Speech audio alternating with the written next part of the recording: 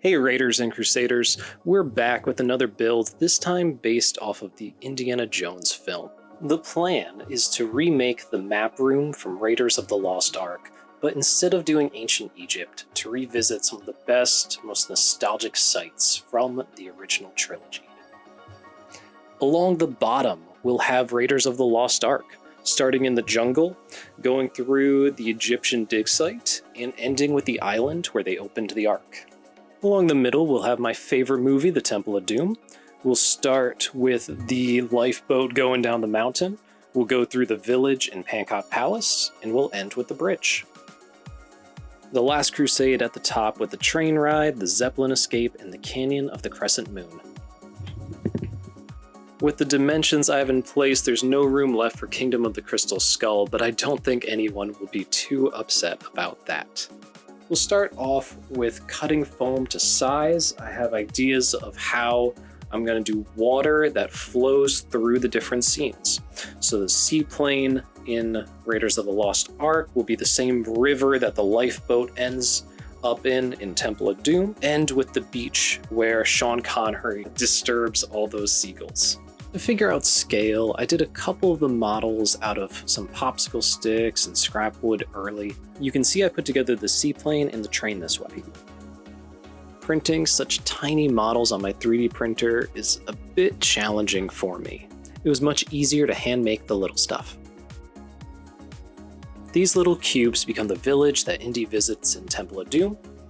And then I worked on the rope bridge by doing a lot of tiny little pieces that get glued together with a support.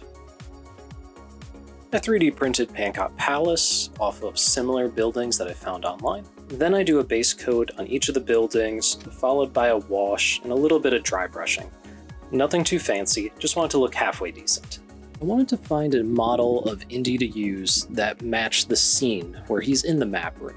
But every 3D printing website I checked has the classic outfit, the hat, the leather jacket, the whip. I tried expanding my search to all sorts of things, to desert explorers and wizards. I figured wizard because he's in a robe with a staff. Ultimately, I designed the figure myself using a website called Titancraft. It was very easy to design a character in whatever clothes, style, weapons, any features that I wanted to. And I ended up with one that I'm really happy about. After borrowing a ruby from Indy's best friend Johnny Thunder, I put together the Staff of Ra. Now I know the height of the staff is of particular importance and is a huge plot point in the movie, but to be honest, I overlooked it when I was making this model. With a lot of this little stuff taken care of, I've got a good sense of the scale, what this landscape should look like, how to set it up. So, feeling confident, I start gluing down all the pieces of foam, and you'll see a montage where I start to plaster over everything and then prime it black.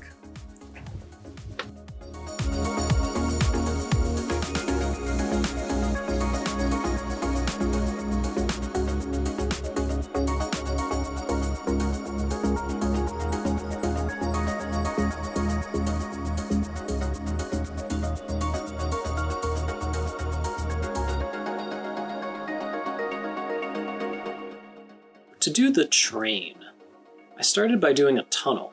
Technically, they don't go through a tunnel in the movie, but the train has to come from somewhere. So I'm setting it up with a tunnel through the mountain, and I'm using a piece of wire to map out where the track is going to go.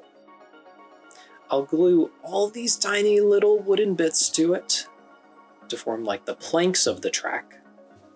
Before applying the base coat, I'll put down the model for the Canyon of the Crescent Moon Temple.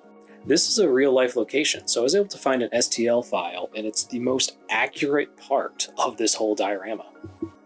The base coat is when this model starts really coming together. At first, the landscape is lumpy, misshapen, strange, and weird, but once you start to apply the color and see the different regions, you start getting that good sense of the final product.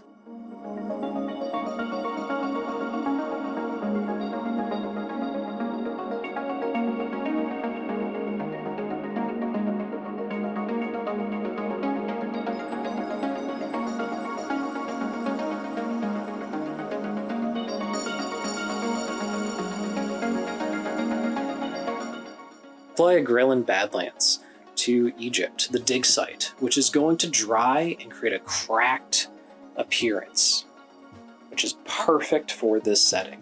While I'm letting things dry, I'm back to the model of Indy. I'm painting it.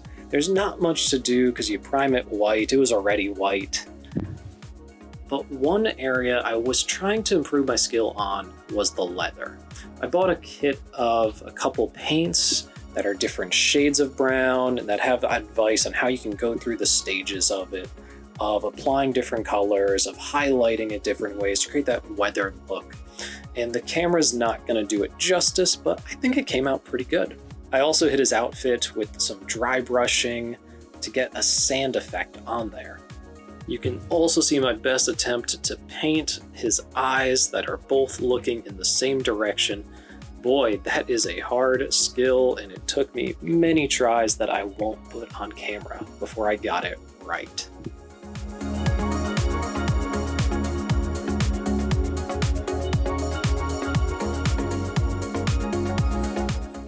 Now that things have dried, I'm applying more color. I'm starting to dry brush the mountains, which gives them much more definition. They really stand out now. Fun fact, the leftmost mountain looks like the Paramount logo. It's the start of every single film in this franchise, so it made sense that it's the start of this model too.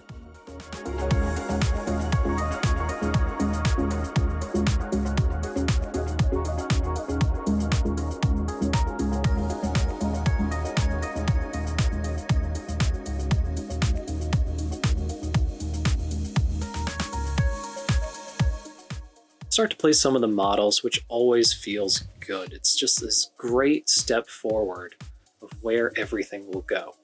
You can see Pankot Palace being placed, the village next to it, and in the center I put that rocky stone where the Sankara stones were being placed.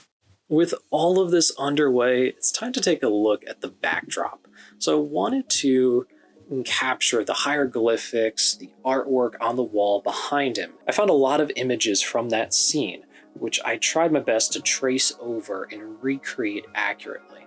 I chose to wood burn it, mostly because I haven't wood burned anything in a while, and I thought it'd be fun to do. I thought it would create the right kind of carving and look fantastic at the end. All of the larger illustrations are copied from the movie.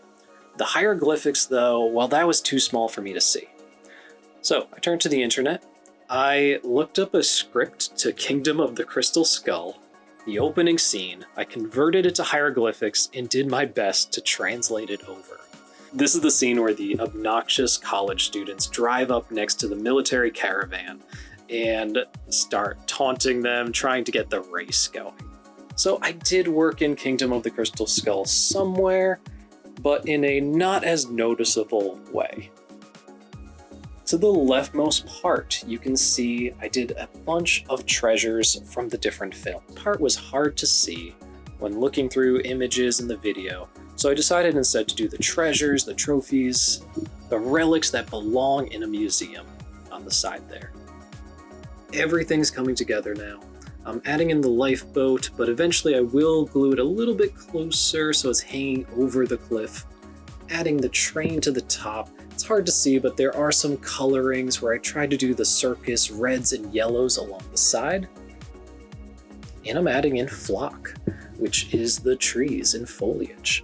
I have two different colors that I alternate between, but later I go back and I hit it with a lot of washes. Black wash, green wash. I try to do a whole lot of variations of the color green, so it looks very natural with the final product.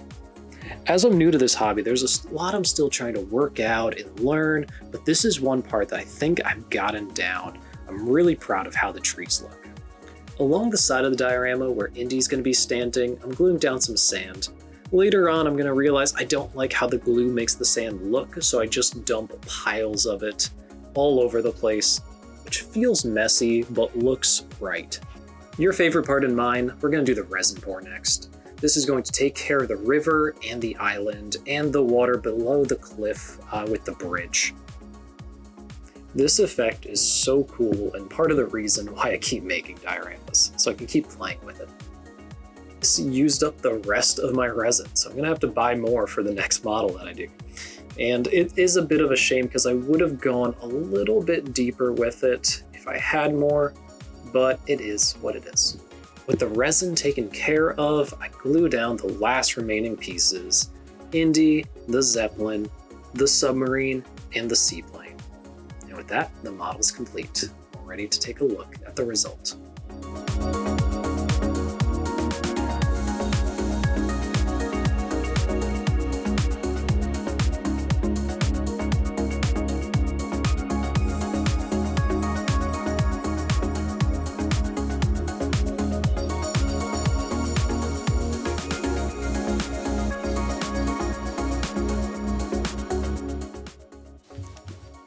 This has been a fun one. It's got me all kinds of excited for the new film coming out.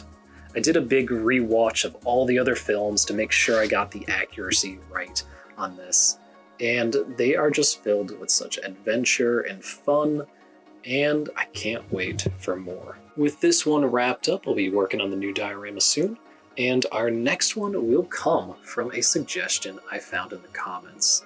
There have been so many fantastic suggestions there, some of them shooting to the top of my list of the ones to do next, and I can't wait to keep making more. So stick around for the next adventure.